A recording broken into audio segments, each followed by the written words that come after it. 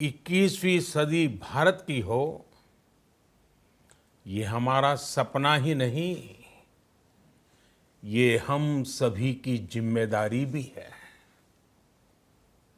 लेकिन इसका मार्ग क्या हो?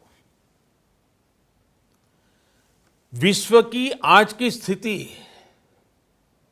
हमें सिखाती है कि इसका मार्ग एक ही है, आत्मनिर्भर भारत।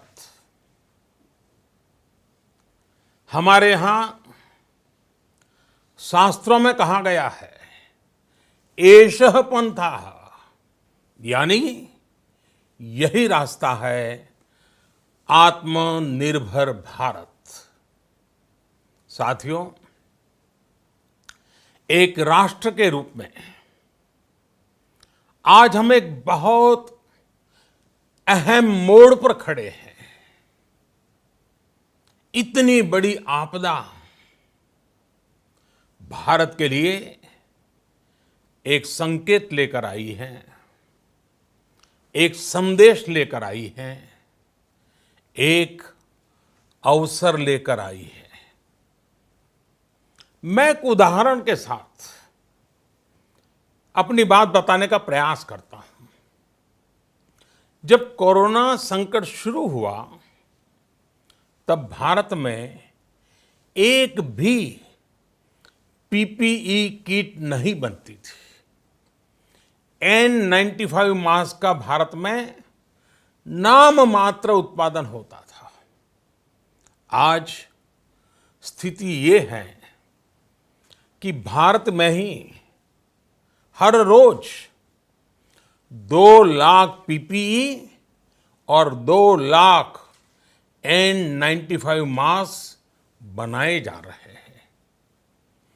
ये हम इसलिए कर पाए क्योंकि भारत ने आपदा को अवसर में बदल दिया।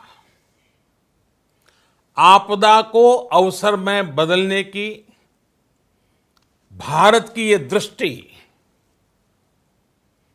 आत्मनिर्भर भारत के हमारे संकल्प के लिए उतनी ही प्रभावी सिद्ध होने वाली है।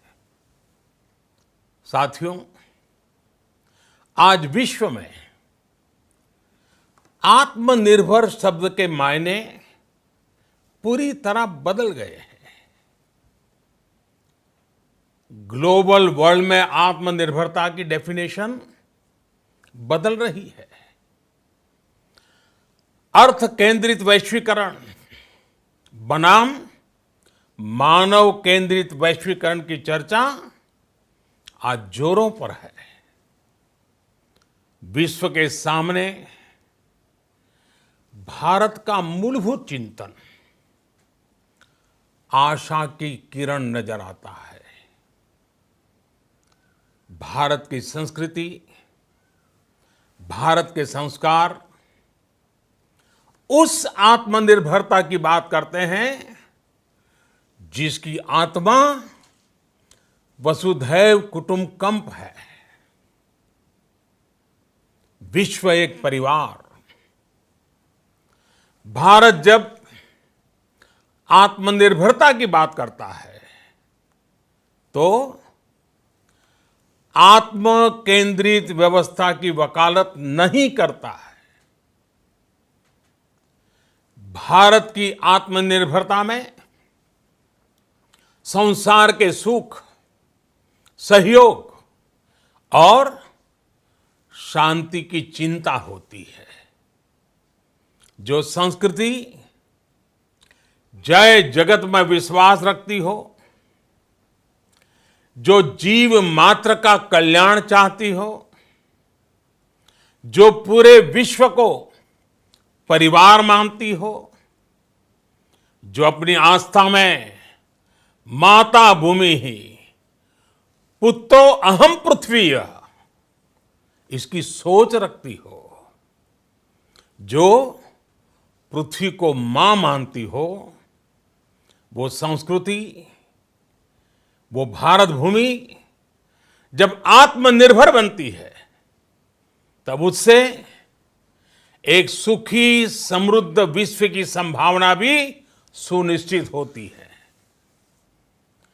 भारत की प्रगति में तो हमेशा विश्व की प्रगति समाहित रही है। भारत के लक्ष्यों का प्रभाव, भारत के कार्यों का प्रभाव विश्व कल्याण पर पड़ता ही है। जब भारत खुले में शौच से मुक्त होता है तो दुनिया की तस्वीर भी बदलती है।